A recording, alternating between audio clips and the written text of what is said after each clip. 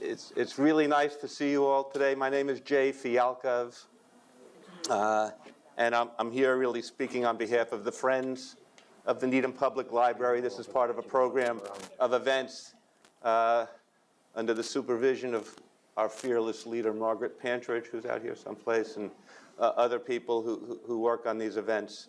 The last event we had was in February of 2020. We had a series of 3 events. Some of you might have been here with Eric Jackson, talking, some great. He was up there and the room was filled and it was standing room only.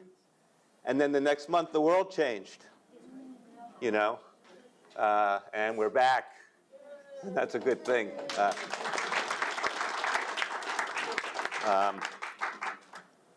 I think for some of us, including me, this is even maybe, my first unmasked public event. You know what I mean? I wasn't sure what to expect. I've decided to go unmasked. I'm ready. Do what you need to do. It's good. But for some of us, we've taken the plunge. If it makes you uncomfortable, let me know. I'll put on a mask. We can't have an event without acknowledging the troubled times that are going on, in the world. And there's been sadness here at home. Rick Hardy, trustee of the library, died a few weeks ago in an accident. So, and given all of that, it makes it even, I think, so much better that we can now, get together in this way. And you are in such good hands with Brian O'Donovan and Lindsay O'Donovan. I know Brian from my work at GBH,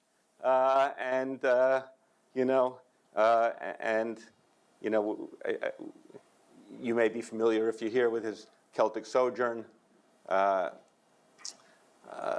radio program on GBH, 89.7 public radio. I'm not sure all the branding I'm supposed to get, with the GBH, but you know where to find it, and online whenever you want, and his Celtic Sojourn events. These guys are busy, and they are like the coolest and calmest customers you can imagine. For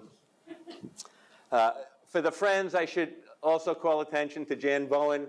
We probably should have let you know earlier to eat the food, and if you get hungry, I can speak for them. They won't be offended if you get up quickly and go grab a chocolate chip cookie and go back to your seat. Otherwise, if Jan goes home with all the cookies, she'd be very sad. Gay Ellen Dennett works at the library, and I mean this as a compliment. If anything goes wrong, you can blame her, which means that she's responsible in large part for getting it right. We also have our friends at the Needham Channel, Mark and Jess, who look like they know what they're doing, so I don't have to be nervous about anything relating to that. I should make sure you're aware, and you can find this information online on the beautiful library website, which has changed since before COVID. You might have noticed, but there's been a lot of positive developments, and the website is one. But you can see all the events there. The Friends have just Friends promotion. They have a bookshop. They do these programs. They have the book sales. They're looking for good books. And I don't know what else I want to say in terms of acknowledgments. GBH has been a supporter, and they helped me and Brian, put all this together and get the word out. And we give thanks to them. One more thing before I turn over the program. I think we should, at least acknowledge that there have been some, important developments at the library since we met in February of 2020. We have a new website. Besides the work they did to get your books ready for you to pick up during COVID, but there's a new website. You should check it out. We've had a really thoughtful leadership transition from Ann McFade, our longtime revered library director, to Kim Hewitt, who, if you haven't met, you should introduce yourself. But we're all very confident and happy. Things are in good hands. There's been improvements in the lighting in the children's section already, and there are going to be more. And so these are things that I think, we should all acknowledge. So let me talk about now my friend Brian and Lindsay. When you think about Celtic music and the people who are, most respected, not only for what they know, but for how they communicate about it, these are the folks. You might have been to his Celtic Sojourn events besides the radio program. And so I think, speak now if I forgot to say something that somebody wanted me to say. Otherwise, I think I'm going to just thank you all again. Happy to see some smiling faces. Maybe the next time we'll have more smiling faces. But happy to see you all and to be here together with you today. Okay, thanks. Thank you, Jay. Thank you, Jay, and welcome. It's great for us to be here. Delighted to be here, in actual fact, and see all your smiling faces and a lot of smiling eyes, right? That's the reality of where we are these days. And I think, like many of us, we're very, very comfortable with those of you who are comfortable with masks, but we hope they're going to be something to show our grandkids and our great-grandkids. Do you remember when we used to do this? Like going under the desk when the Russians were attacking, even though that's coming back, I've heard. The communication through the masks, though, has been funny, right? Are you guys like us? Maybe it's an age thing with the age. We're like, what did you just say? What did you say? What did you say? Which, of course, belies all of the safety issues. I was in London at the worst of this, and two guys, I hesitate. Usually the jokes go like two older guys, but I've stopped using the older guys terms these days for good reason. But I heard on the subway station, one guy says, "Is this Wembley?" And the other guy said, "No, it's Thursday." And the other guy goes back, he says, "I am too, come on, let's go and get a drink." So I'm sure we've certainly all had that experience these times, and may they be behind us. So what we are doing today is we are going to give the whole history of Ireland in an hour, right? That's just about what it's worth. I'm not too sure I'm going to get through it, but we'll have fun trying.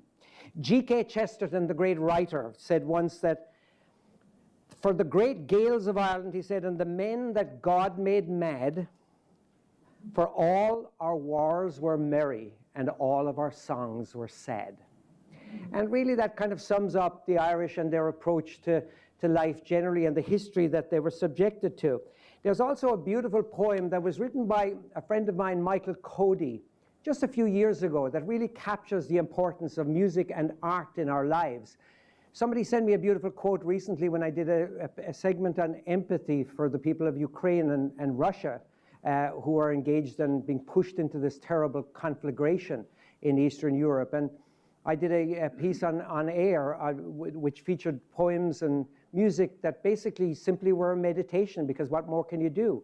But the power of art was really what was on display. And somebody sent me a quote by Friedrich Nietzsche that said, "We have art and music lest we die of the truth."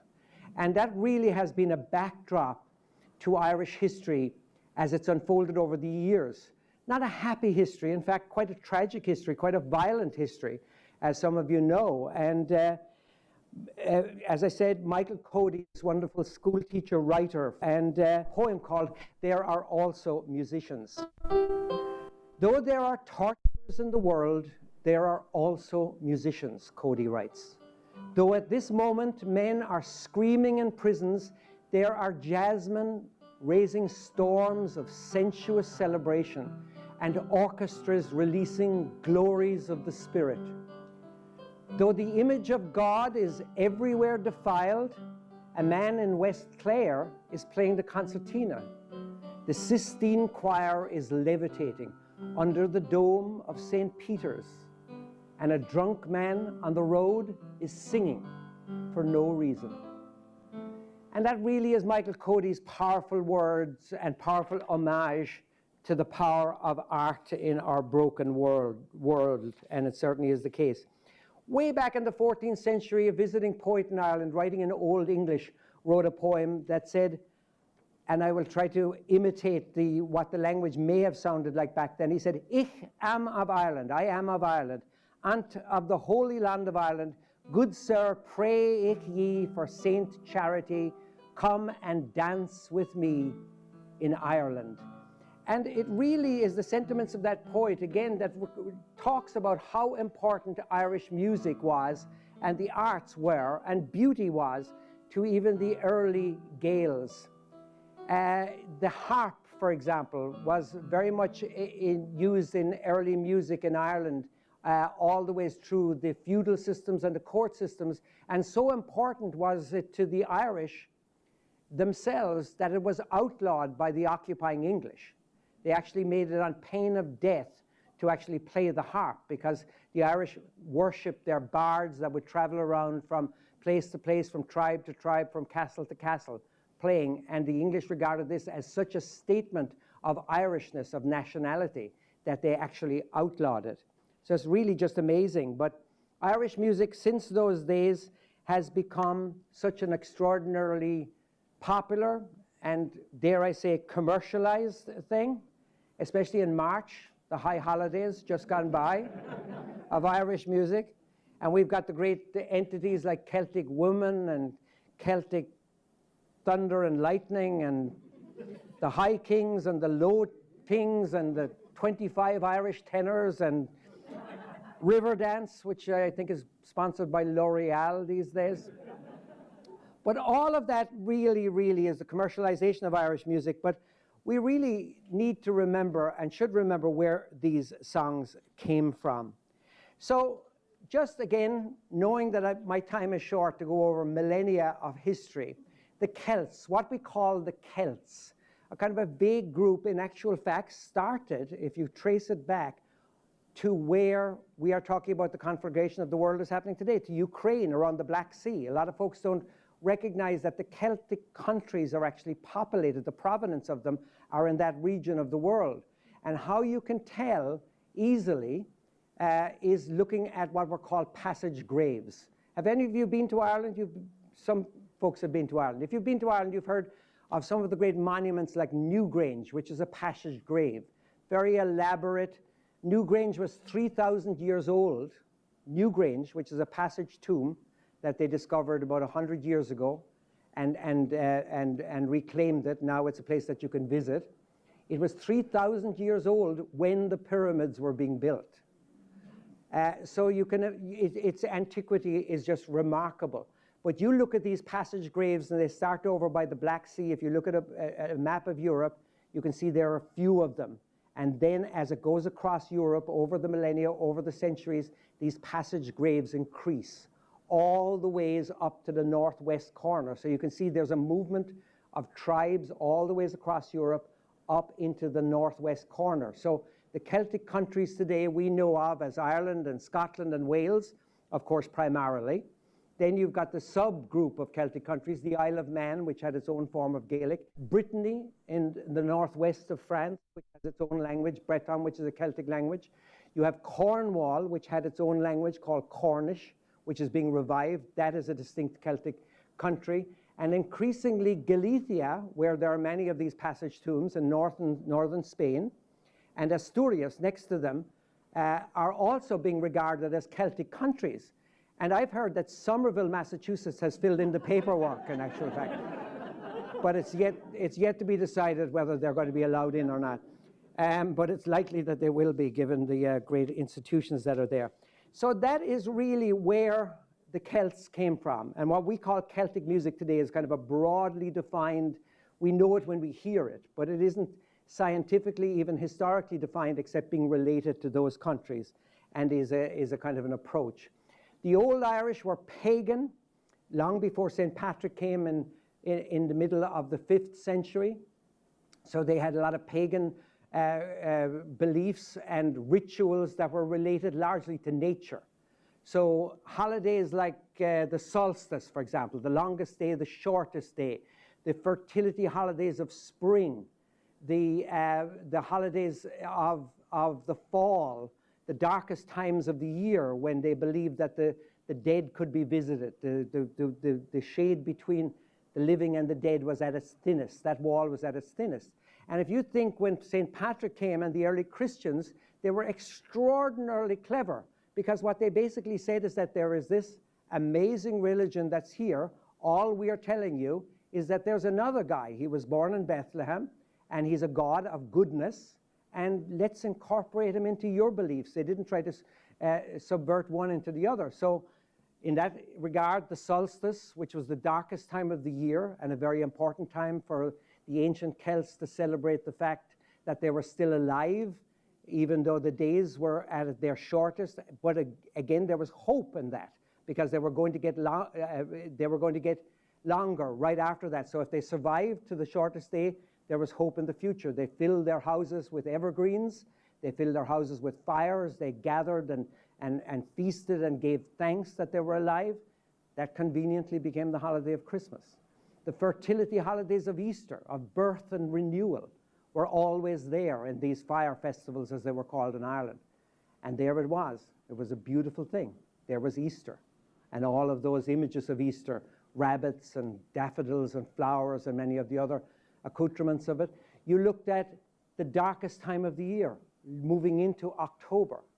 That was a time when the Irish and the Celts generally believed, as I said, that the veil between the worlds was at its thinnest.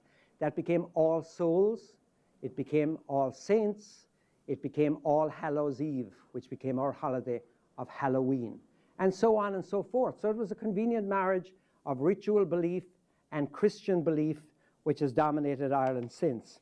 So we have to fast forward to the 8th century.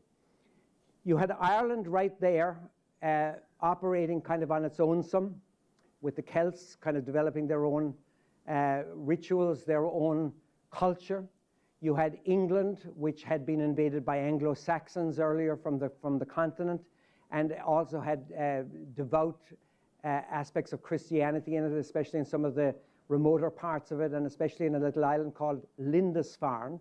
I don't know if any of you have been to Holy Island off of the coast of Northumbria. It's quite extraordinary.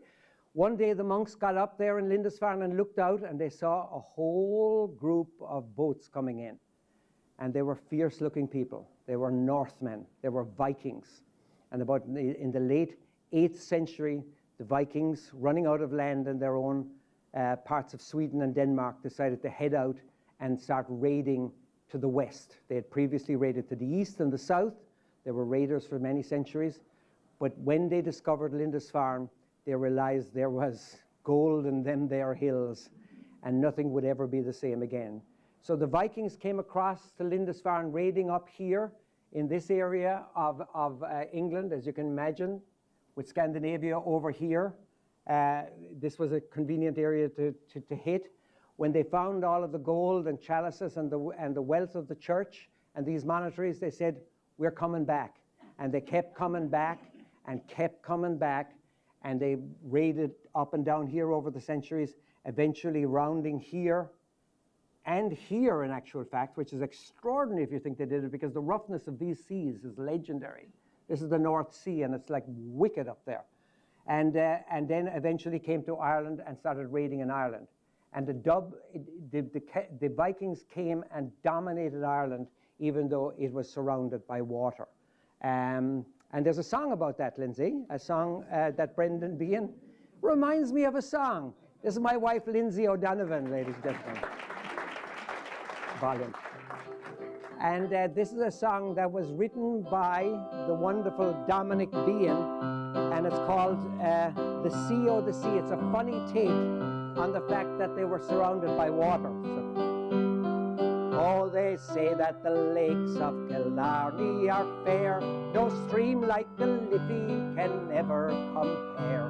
If it's water you want, you'll find nothing so rare than the stuff they make down by the ocean. The sea, oh the sea, is a grog Almacree. Oh, long may it roll between England and me. It's a sure guarantee that somehow we'll be free. Thank God we're surrounded by water. Oh, the Danes came to Ireland with nothing to do but to rob and to plunder all the Irish they slew. Oh, you will in your Vikings, said Brian Boru, and they threw him back into the ocean. The sea, oh the sea, it's a grog Almacree. long may it roll between England and me. It's a sure guarantee that some hour we'll be free. Thank God we're surrounded by water. That's Dominic Behan. So that's Dominic Behan, who's the brother of the more famous Brendan Behan, in actual fact. He was a great old wag in Dublin. And Dublin, as I said, which is here, was actually founded by the Vikings. The Vikings initially, their mode of operation was to hit and retreat, hit and retreat. It is said that the round towers of Ireland, the famous round towers of Ireland, the very tall ones, you know, they're literally the emblem of Ireland, you see them, that they were designed for the monks. What they would do is they would basically just get in there, bring all their gold and chalices and all their worldly possessions, and go up the middle of this tower, pull up the ladder behind them. The Vikings would come, not wanting to stay or lay siege, because that's not what they did, would evacuate. Eventually, the Vikings kind of said, we like it here. I think we're going to stay. The tax codes are good. They're giving benefits. There's good retirement here. So they went to Dublin, which is called Dubhlin, and set up Blackpool, it means. And they set up Viking settlements in Dublin, eventually going around the coast again, raiding from there, and raiding the monasteries particularly. Out here, there's a wonderful island called Skellig Michael. Skellig Michael. It's a World Heritage Site right now, and those of you who are fans of Star Wars will have seen it actually in one of the movies. It's an extraordinary place that's very, very hard to get to in actual fact. And 8th, 9th century monks built a monastery there. And there's a beautiful story told about a monk there who was transcribing the Bible. There was a wonderful book that Thomas Cahill wrote that I used to think was a joke when I saw it first. It's called How the Irish Saved Civilization. You know, it sounds like the start of a joke. In actual fact, it's true, though, because of these monks that basically during the Dark Ages moved to Ireland, often were recruited from other countries in Europe, and they were ascetics. They went to these very remote places and transcribed the Bible into what were called illustrated manuscripts, the most famous of which is the Book of Kells, which is still stored in Dublin at Trinity College. You can go to see it, and somebody came in with a beautiful brooch. Where is that person that is?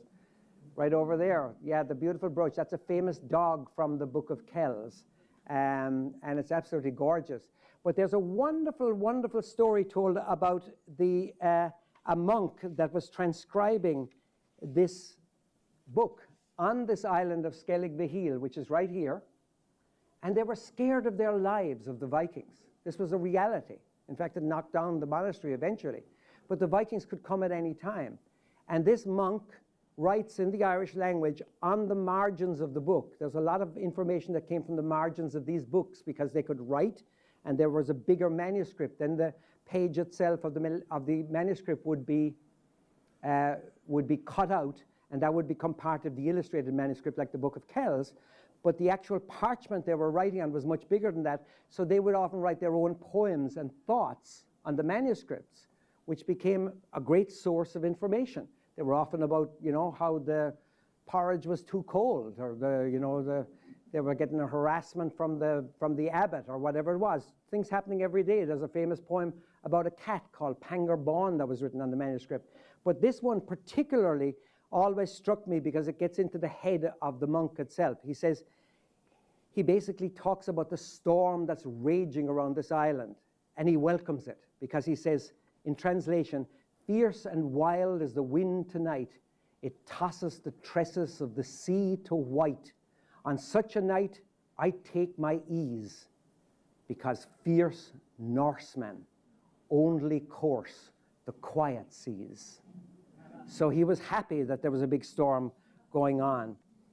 So again, the old Gaelic chieftains in Ireland were Gaels. They spoke Irish. They had their own tribal system. They had their own laws called the Brehon laws, which were very sophisticated, by the way. And again, I will be glad to give my email address if there are people amongst you that want to do a deeper dive. But the Brehon laws were extraordinarily interesting from this old Gaelic society. They protected women's right to divorce, for example. A woman could divorce a man. Now you're talking about like the 10, 11, 12th century. That was hardly thinking here. I think that's advanced thinking in Texas today. I mean, you know, what can you say? Maybe they have something to learn from the old chieftains. But as often happens in these situations, there's a dispute. And the dispute in this case happened in the middle of Ireland, up in this area. One of these lakes, Diarmuid MacMurrough had a dispute over a dowry that his wife was supposed to bring and went to war with the neighboring tribe. Now, internecine warfare, tribal warfare was common in Ireland. But the thing that Diarmuid MacDonagh did is he said, oh, I've got friends, they're Normans from France, from Normandy, who were actually descended from the Vikings, by the way, but that's for another lecture here. Jake, you can invite me back to talk about the Vikings in Normandy. Viking session.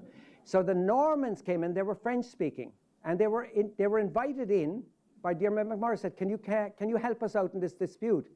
So a famous Norman called Strongbow, you might have heard that name, it's kind of passed into history, he came in and helped Diarmuid out. And Diarmuid got his dowry and he got his land, but guess what? The Normans said, we kind of like it here. You know, there's a lot to be said about Ireland. We don't like the weather, but you know, the pubs are fun and you know, we just like hanging out here again. So the Normans decided to stay. And famously, the Normans, unlike an occupying force that tries to suppress, which we will get to, the English always try to suppress the Irish and Irish culture. The Normans, in a famous line from our history books when we were children, the Normans became more Irish than the Irish themselves. And it may surprise you, some people are still surprised by this. If you think of the names that sound very Irish, for example, Fitzwilliam, Fitzgerald, Debarra, Dalton, anything with an apostrophe in it. Think of Fitzgerald, think of what that is, and why it's Fitzgerald, Fitzpatrick, Fitzmaurice. It's the same word as fils in French, F-I-L-S. So it's basically son of, or daughter of, or descendant of. So all of those names are Norman French names. And the Normans basically became part of the whole Irish fabric for years and years and years. So the Normans really occupied up here, again, moving into Dublin, taking over from the Vikings, and creating, essentially, the Normans also were in England, so the Normans also became part of the English occupation. And I'll get into that. But they created a wall around here eventually that was called the Pale. And you know the expression, beyond the pale? This is exactly where it comes from. This was the Pale where they could live inside the wall. They built a wall. Again, the Republican Party was very active and built that wall when the last administration couldn't. But it was called the Pale, and you know, it wasn't just a wall. So beyond the Pale meant that you were outside of normality, you were outside of civilization, and it's passed into our everyday vernacular. This period of history was always remembered in later years as a very golden period. So the Irish loved to write songs in praise of that time, especially when they were lying in ruins and defeated at the hands of the British, which we will move on to.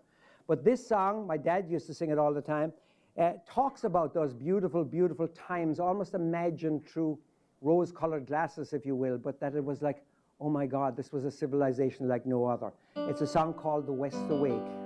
A little louder on the piano, Lindsay.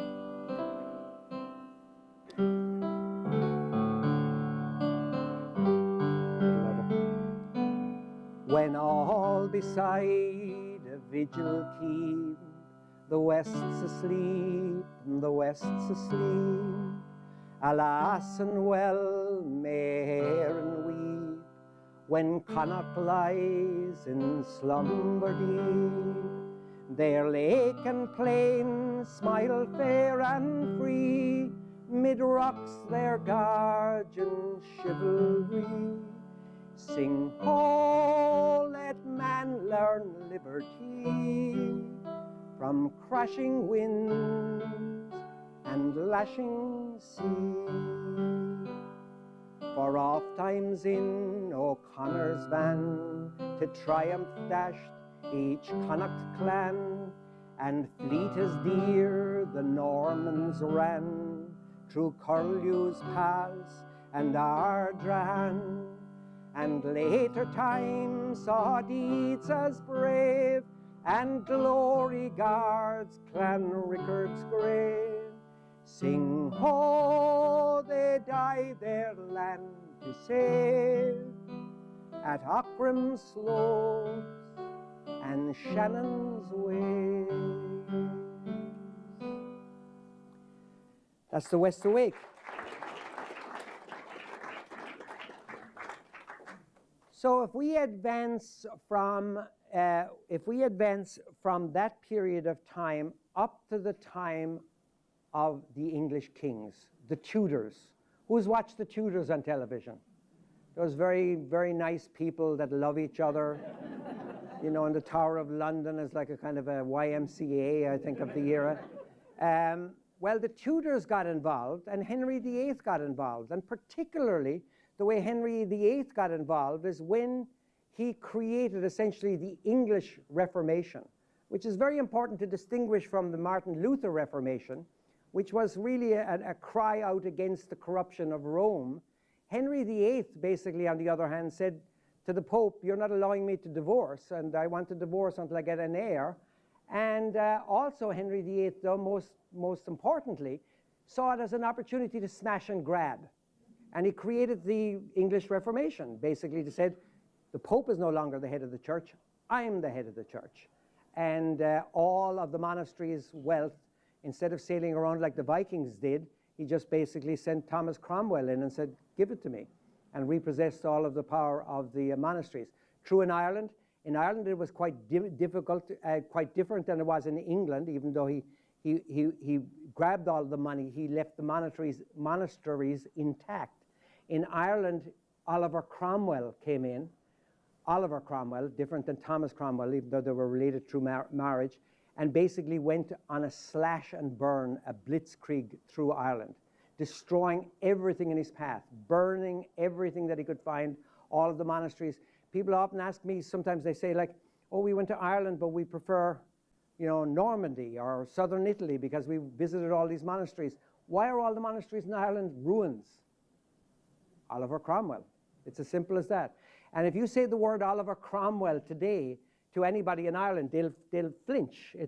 He's a bogeyman. He's literally the devil himself because of what he did in Ireland under the auspices of Henry and his wonderful daughter Elizabeth. They continued to devastate Ireland, and Ireland then, because Ireland maintained its Catholicism, its fealty to Rome during that period, this became a dispute between Protestant and Catholic. And of course it really wasn't, but now they had the jerseys to prove it. Which side are you on? So in Ireland, a lot of the famous battles in Ireland are actually proxy wars for succession in England. The same succession that was seeing people like Mary Queen of Scots rising up, possibly becoming a principal monarch of England, but she was a Stuart, so she was Catholic. So that couldn't happen, so off with her head, essentially. And that went back and forth over a period of time. James II went to France, the Catholic king.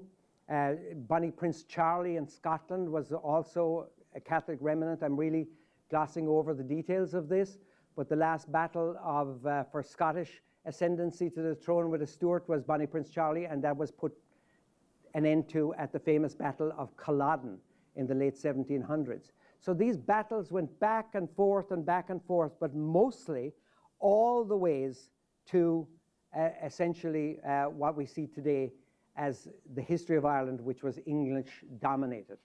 And through these periods of time, there was huge disputes in the north of Ireland, which had been planted. One of the things that they were doing is basically ethnic cleansing.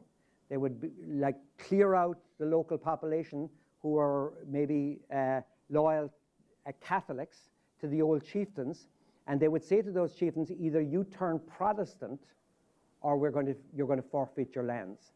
And a lot of them turned Protestant, and a lot of them did not, went to skirmishes and battles and lost their lands completely. And that's how the English took over, essentially, the whole country of Ireland. And that's one of the reasons why in Northern Ireland today, you've got this amazing prejudice that's Protestant and Catholic, but it dates back to those years of land grabs and about jobs and money. Much more it is than about theology. It's not about theology at all. It never has been, and it has not even been in recent years. Frank Hart, a great singer in Dublin, came up with a great phrase that I regularly quote. It's called, "Those in power write the history, those who suffer write the songs." And it really is a key part of the reality of traditional Irish music. Those plantations, starting in Munster, where I'm from, down in this area, I'm from here, down on this coast. The first plantation was in this area, and eventually they went to this area, and most importantly to this area. The reason why this is really a different color, and the same color as this, is because this is Ulster. This is what was divided up in 1922 when Ireland became independent as a republic, but carved out those 6 counties of Northern Ireland as Ulster, which remained as part of Britain, which is very complex today, believe me, with Britain having exercised a Brexit. So from the late 1600s through the mid-1800s, a series of laws called penal laws. And this sounds like really technical, but there were penal laws that were imposed by the Tudors against Catholics, because it was a very easy way to just identify the jersey. Oh, you're Catholic, you do this, then you're against us. So we can easily go after you. So these laws basically did things like forbidding a Catholic from exercising any religion, from entering a profession, from holding public office, from engaging in trade or commerce, from even living in a corporate town or within 5 miles of a corporate town, from voting, that was completely out, from even renting any land that was worth more than 30 shillings, and so on and so forth. And yet, there is a huge proud tradition in Ireland today, and you hear of it, of Protestantism, Irish Protestantism, proud Irish Protestantism, people who've been in Ireland for centuries and centuries who are proud of their Irish heritage, but basically also of their Protestant heritage, who are often under attack because they were the minority. In one famous incident, for example, it's not all one-sided, a group of 1,200 Protestant families gathered on a bridge and cornered around the time of the Battle of the Boyne, the mid-1600s, were literally shoved off the bridge and into the water and all drowned. This was an example of what can, in community memory, stay in, the hatred, the distrust. And it's the reason why on the 12th of July every year in Northern Ireland, there are what's called marches, where the Protestant loyalists go and beat these huge big drums called the Lambeg drums. The Catholic nationalist population regard that as intimidation, and there's always fracas. It's one of the issues that has bedeviled any sort of peace process for hundreds of years. So I'm going to sing a song on behalf of the Ulster Orangemen. It's called "The Sash My Father Wore." And it goes, and this would be sung on the 12th of July every year throughout Northern Ireland and in some loyalist camps in the Republic as well. I am an Ulster Orangeman, from Erin's Isle I came, to see my British brethren, all of honour and of fame, and to tell them of my forefathers who fought in days of yore, that I might have the right to wear the sash my father wore. So these are intimidating words. They're words that are intimidating from one community to another. And it really, really is important to understand the power of songs, the power of poetry, the power of words in continuing to propagate this form of historical memory and community memory that keeps these realities alive. There was another battle, one of the famous battles in Ireland, in Aughrim, and it has a beautiful, beautiful air to it. It goes, "After Aughrim's great disaster, when our foe in sooth was master, it was you who first jumped in and swam the famine's roiling flood, and through Slieve Bloom's dark passes, where you led our gallow glasses, although the hungry Saxon wolves were howling for our blood. And when we reached Tipperary, we clove the clan O'Leary and drove the crit before us as our horsemen onward came. With our swords and pikes we skewed them, over flood and field we threw them. But Sean, oh dear Glenna, we were worsted in the gale. So these are the songs that have passed in time and time again, one from the Protestant tradition, one from the nationalist tradition, that are used really as essentially a rallying cry for these folks. There's another song that became very, very popular in 1878, which commemorated a rising. A lot of these songs were written like propaganda. And we all know Irish rebel songs, right? Everybody says, oh, give us an Irish rebel song. And that really was kind of put out there by the Clancy brothers in the 1960s because they were fun songs to sing. I'm not sure anybody thought of the words exactly, but they were great with a pint of Guinness, believe me. They still are, in actual fact. So this one is called Kelly, the Boys from Killan, Lindsay. Just need a little more volume on that, I think. What's the news, oh what's the news, oh my bold Shalmalier, with your long-barreled gun of the sea. Say what wind from the south blows your messenger here, with your ding of the dawn for the free. Goodly news, do I bring men of forth? Goodly news, Bardi man. For the boys march at dawn from the south to the north, led by Kelly, the boy from Killan. So there it is. Now, a very interesting thing happened in the late 1700s, again related to this Protestant Catholic association. Somebody came up to prominence in France, our bunny Napoleon Bonaparte. And of course, with the principle that the enemy of my enemy is my friend, who do you think the Irish put a lot of trust and faith in? Boney, as they called him. In fact, he was affectionately known as the Green Linnet.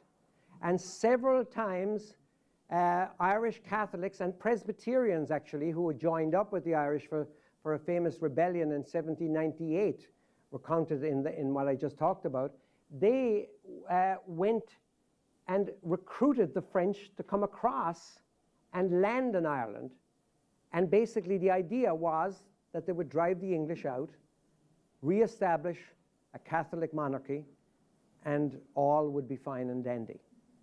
And it's true that the French did come across in huge forces up this coastline here, around here, and of course, you know what got them? The weather. And I'm actually serious. There were two major landings that happened. One up here, and they went all the ways around into Killala. That was successful. They drove the English right down as far as the center of Ireland, what was called the Races of Castlebar in County Mayo.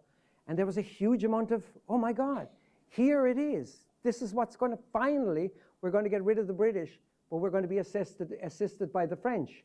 Then the next group came over, could not land in Bantry Bay, down near where I come from, because of a huge storm. And everything went to hell in a handbasket. And there were huge reprisals. There were hangings and burnings. And basically, the English reestablished their control.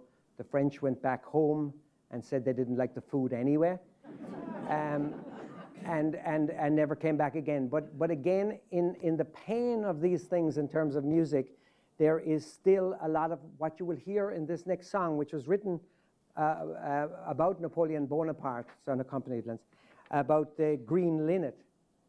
They called him the green linnet as a beautiful bird because they've had so much faith in him.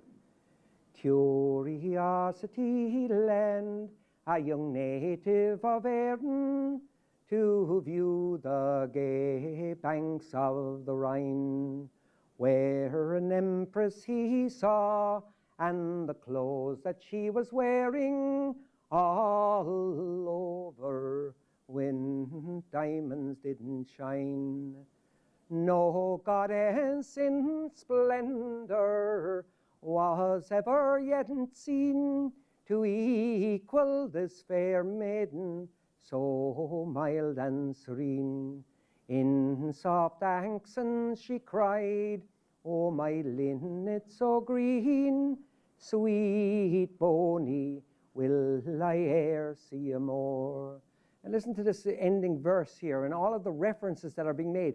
Songs that were written and songs that were sung by peasants. You know, they were illiterate, but yet a song like this comes from that period of time with this verse in it. I have roamed through the deserts of wild Abyssinia and could yet find no cure for my pain. I will go and inquire at the Isle of St. Helena, but soft whispers murmur 'tis vain. Come tell me, you muses, come tell me in time, what nations I must rove my green linen to find. Was he slain at Waterloo, or in France or the Rhine? No, he's dead on St. Helena's bleak shore.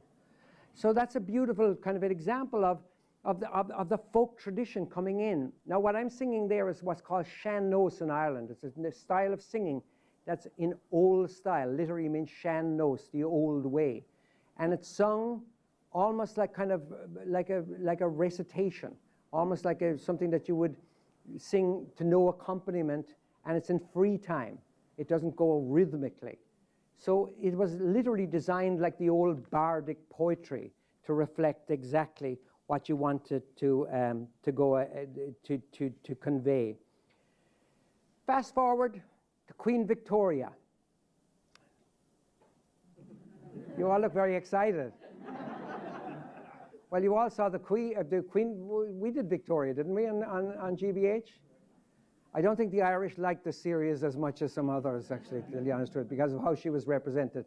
Queen Victoria was tough, and she had a huge, long reign, and she happened to go over the defining event of Irish history, essentially, in modern times.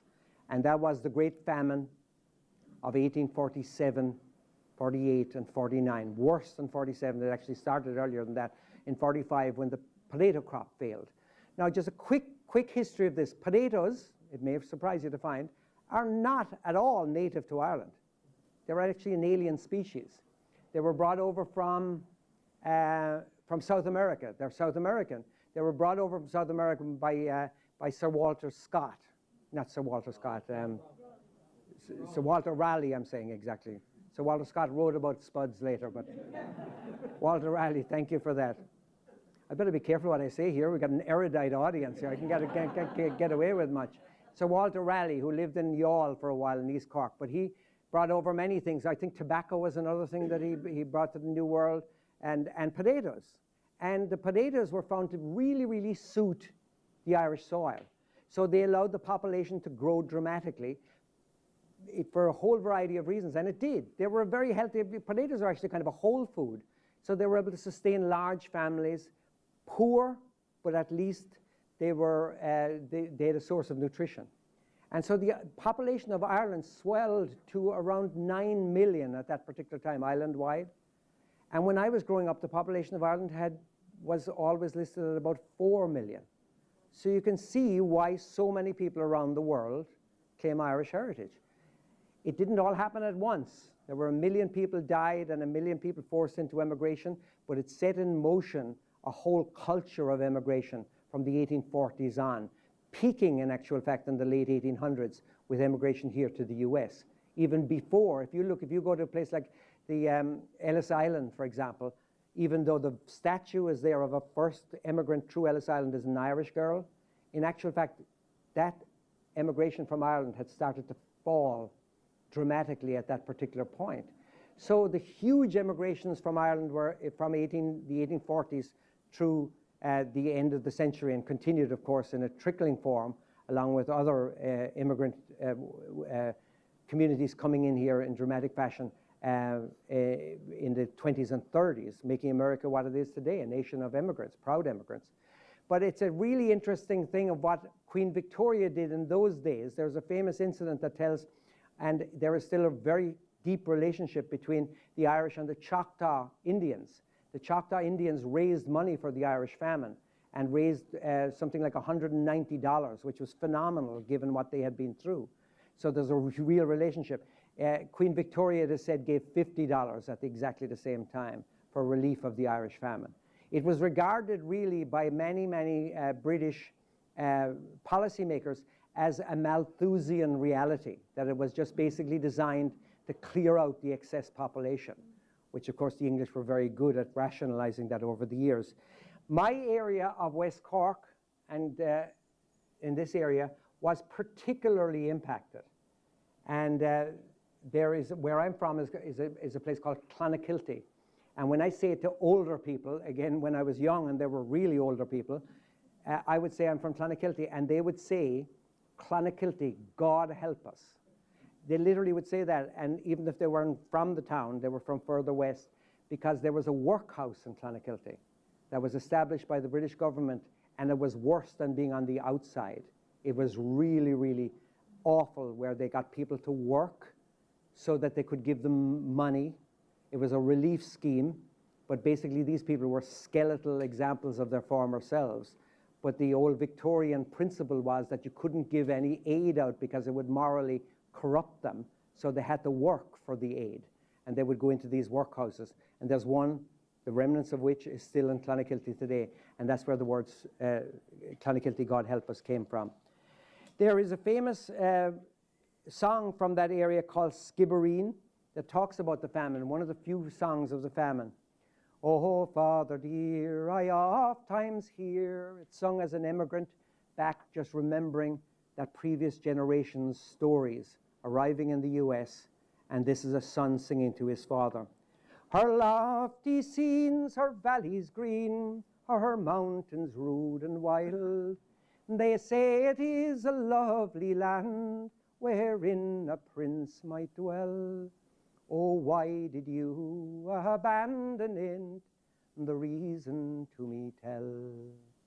Oh, son, I loved my native land with energy and pride, till a blight came over all my crops, my sheep, my cattle died. My rent and taxes were to pay, I could not them redeem, and that's the cruel reason why I left old Skibbereen. And you were only 2 years old, and feeble was your frame. I could not leave you with my friends, you bore your father's name. I wrapped you in my coat o' moor, in the dead of night unseen. I heaved a sigh, and I waved goodbye to dear old Skibbereen. And again, the use of these songs as essentially passing on the message, but also, in another way, as with many such songs, they could be called propaganda, and they often are used as such. So the closing verse of this song, basically, oh, Father dear, the day will come when in answer to the call, each Irishman with feelings stern will rally one and all. I'll be the man to lead the band beneath the flag of green, and loud and high we'll raise the cry, revenge for Skibbereen. And this is common in Ireland, this kind of collective memory and the collective effrontery. And you can imagine, just imagine in today's world, if you think of the refugee crisis that we are facing, and you think of what's happening, and you think of how that collective memory is going to be passed down through generations. What happened in World War II? What's happening in Ukraine today? What happened in Afghanistan months ago? What's happening in the West Bank? What's happening all over the world as people are displaced by one power over another, and how these messages are directly and subliminally passed in poetry, in writing, and in song. Certainly there's a lot to learn from the Irish. In the late 18th century, a nationalist force grew up to sever, for once and for all, Ireland from Britain. And there were two divisions of that. There was one that said we will do it in parliamentary fashion. We will use the existing democratic system to get into Parliament and get a form of home rule. And that was very, very successful for a while. led by a man called Charles Stewart Parnell, whose sister, by the way, is buried in Mount Auburn Cemetery. A lot of Boston connections. And he was called the proud eagle of Ireland. He was really looked to as an extraordinary hope, again, in the parliamentary non-violent means. So they sang that song to him, Lindsay, called Avondale. And just really adulated him to the highest of statuses.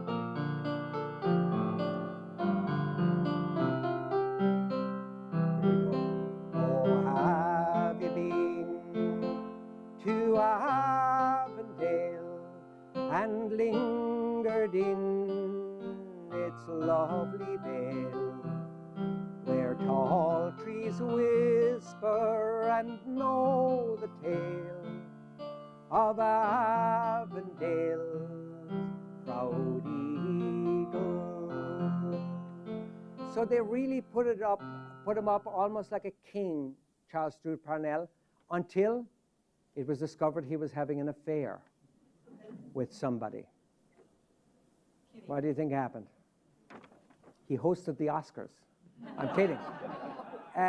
He basically was completely ruined and died a broken man because the powers that be went after him, his moral degeneracy, and that was the end of Charles Stewart Parnell. And with that, unfortunately, the end of the Irish parliamentary movement. It was at this time that what was the precursor to the modern-day IRA was called the IRB. It was a secret society which had huge American support. Because of all the immigrants coming here, they really supported what was happening with the IRB and said, we are going to get Ireland out, or England out of Ireland by hook or by crook, in fact, by violent means. And very interestingly, a lot of the people who came here and fought in the American Civil War, on both sides of the American Civil War, were doing so to gain experience. And they became known as a group called the Fenians. And the Fenians were hugely American-based and basically were designing themselves to go back to Ireland, form an army, and actually get the British out of Ireland. A man came here to the US having escaped what was a cruel system in Ireland imposed by the British on their own people in England, as well as in Ireland. For any sort of transgression, they used a system called transportation, where they would send people off to Van Diemen's Land, current Tasmania, and Australia, basically under the harshest of circumstances for the most small offenses. And this guy escaped on a New Bedford whaling ship. If you have any interest in this, you can't make this stuff up. It reads like a Daniel Defoe novel. There was a ship sent out from New Bedford called the Catalpa, and it went and rescued Fenians off a beach in Australia under the most unbelievable circumstances. And if you go to New Bedford today, there is a tombstone, you can go and visit it, of a Quaker captain who led that expedition. But the man who came here, escaped Australia, was a guy called John Boyle O'Reilly. And John Boyle O'Reilly is a famous, famous Fenian. He's buried in Holyrood Cemetery in Brookline. And there's a statue to him. I just did some work with the Fenway Park Association, the Fens Association. And there was a statue there designed by Chesterton.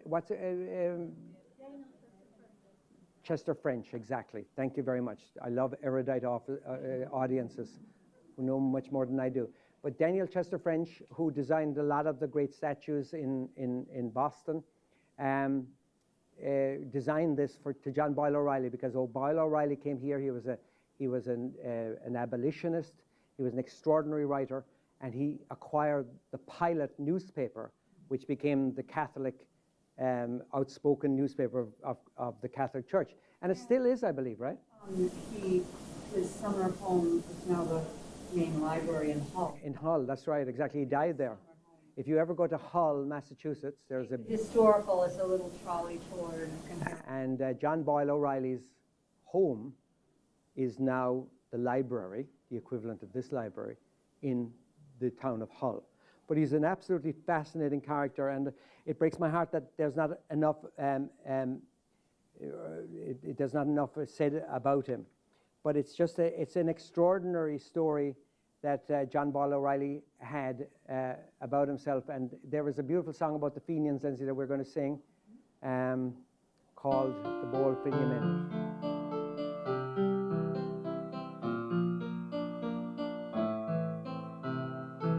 Oh, it was down by the glen side I met an old woman, a plucking young nettles. She ne'er saw me coming. I listened a while to the song she was humming. Glory-o, glory-o to the bold Fenian men. I passed on my way, God be praised that I met her, be lifelong or short, sure, I ne'er will forget her. We may have brave men, but we'll never have better.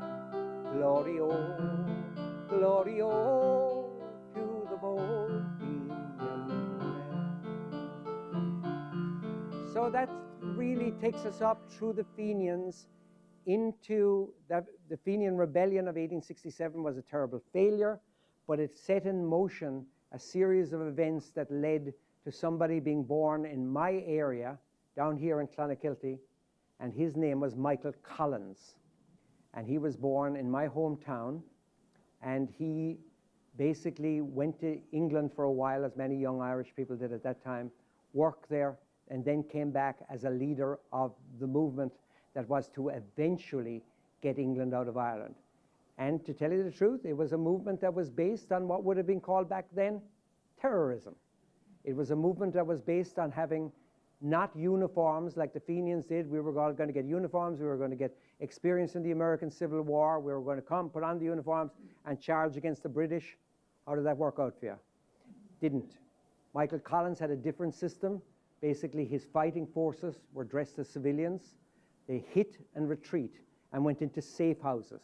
The people there were so fed up of all of the abuses of the British and the abuses of the economic abuses of the British that they said, we will take them in. They were safe houses. They risked an awful lot for it.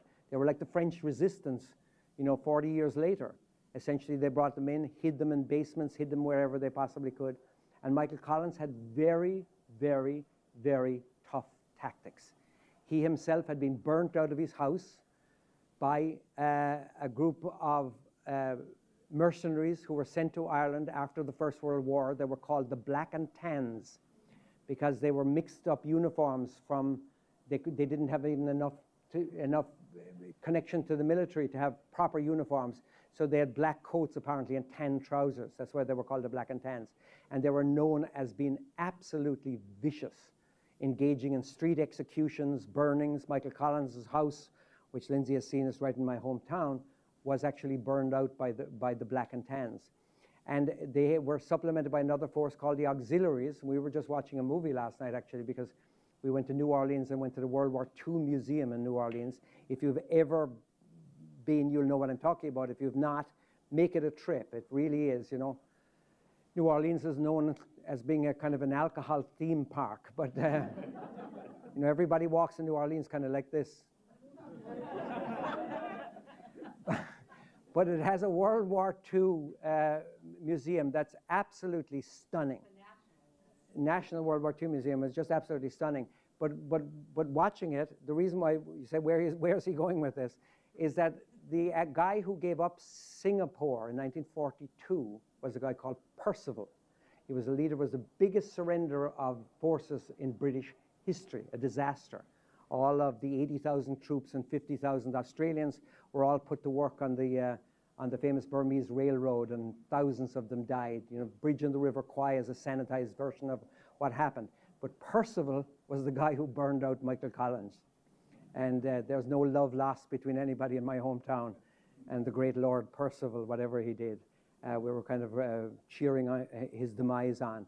But Michael Collins essentially and effectively created the New Ireland. And the New Ireland, Ireland itself was or Britain itself basically sued for peace, had Michael Collins go to London to negotiate.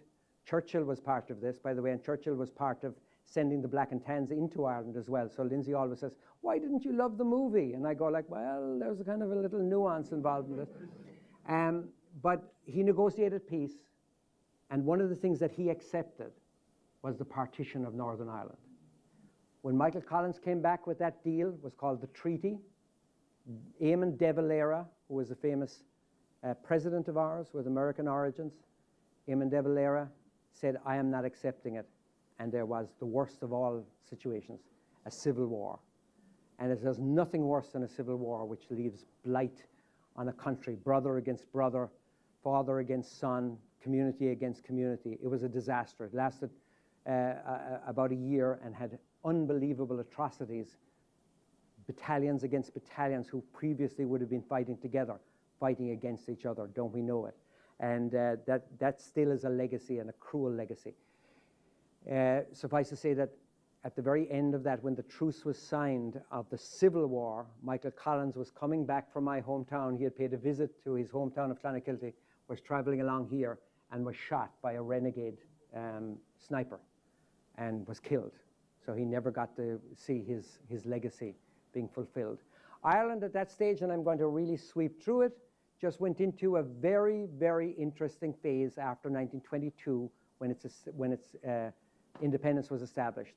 Instead of being revolutionaries, which a lot of the countries of Europe were, by their own declaration, I'm literally quoting, Ireland basically became one of the more conservative countries in the world for a country that had been created out of revolution. The Catholic Church, the clergy, the judiciary, and the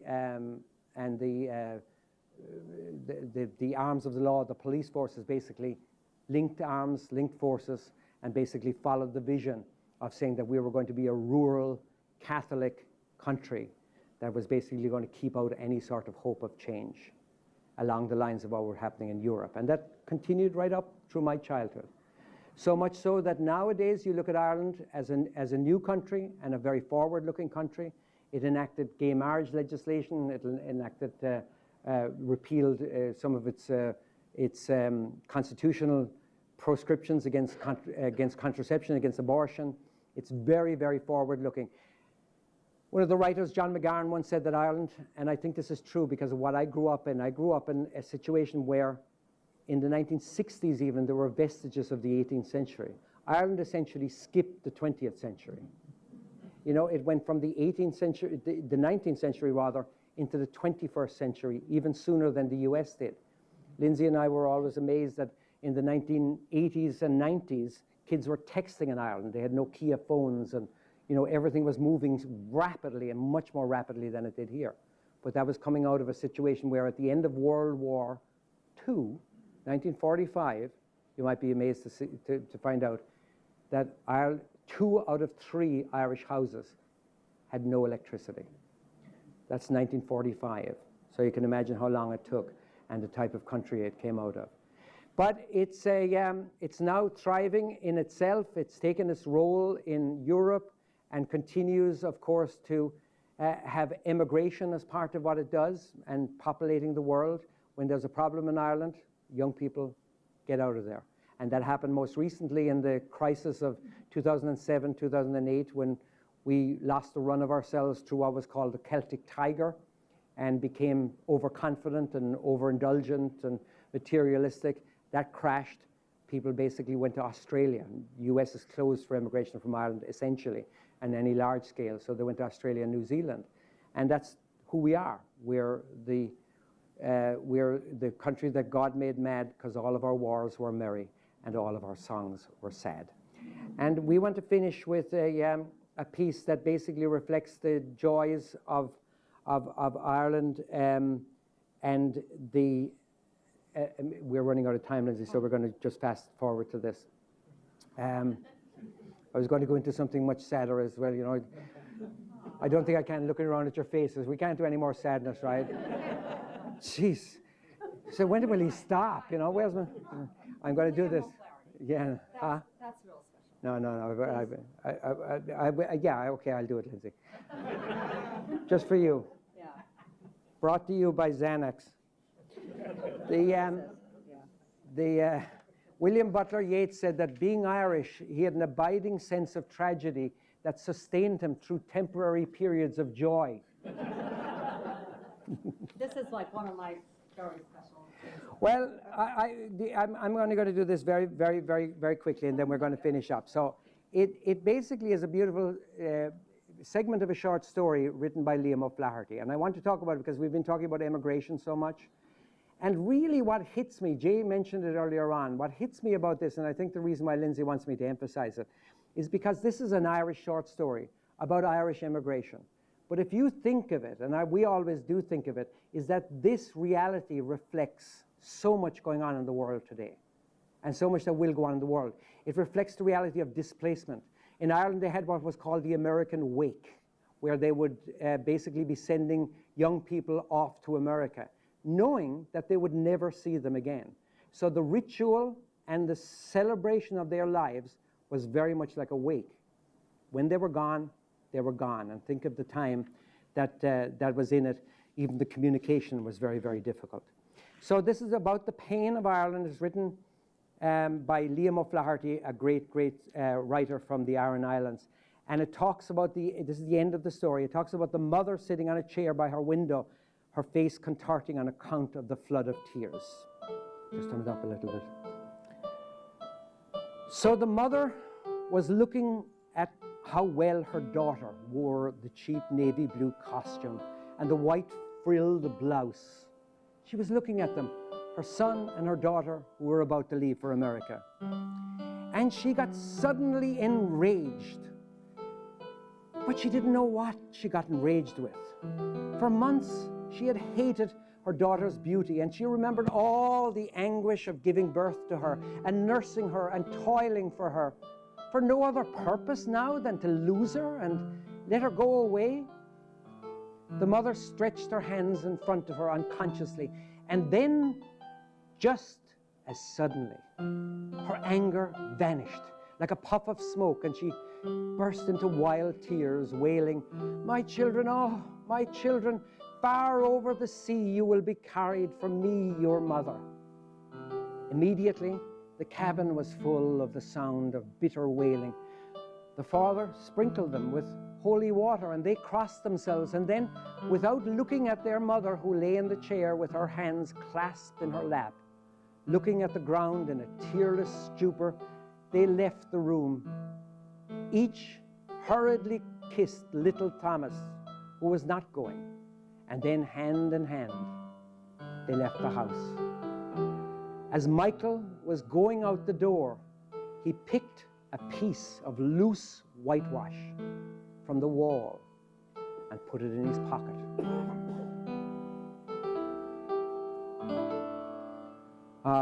A storm a cree when you're far away from the home that you'll soon be leaving.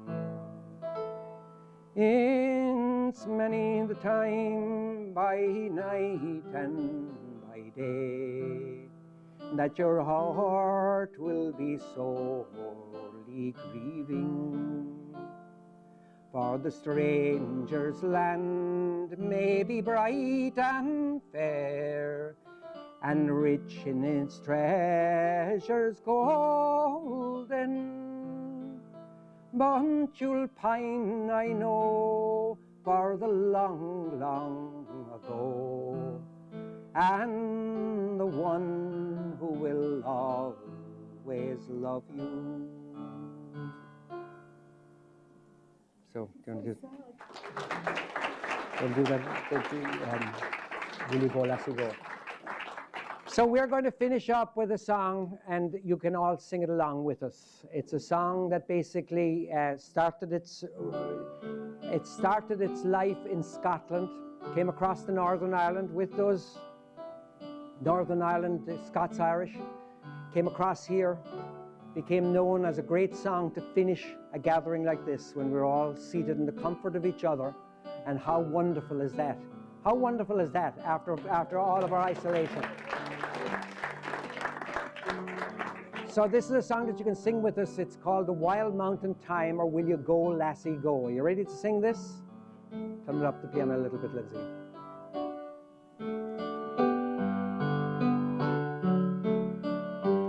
Oh, the summertime is coming, and the trees are sweetly blooming, and the wild mountain thyme grows around the blooming heather. Will you go, lassie, go? And we'll all go together to pluck wild mountain thyme all around the blooming heather. Will you go, lassie, go? That's your chorus, and sing it when it comes around again, will you, Tony? I will build my love a bower, neat and clear and crystal fountain, and on it I will place all the flowers of the mountain. Will you go, lassie, go? And we'll all go together to pluck wild mountain thyme all around the blooming heather. Will you go, lassie, go? If my true love, she were gone, I would surely find another where the wild mountain thyme falls around the blooming heather. Will you go, lassie, go? And we'll all go together to pluck wild mountain thyme all around the blooming heather. Will you go, lassie? One more chance to sing it with us, come on. And we'll all go together to pluck wild mountain thyme all around the blooming heather. Will you go, lassie, go? Thanks to Needham Public Library. Thank you. My wife, Lindsay O'Donovan. Stand up, Lindsay. Thank you.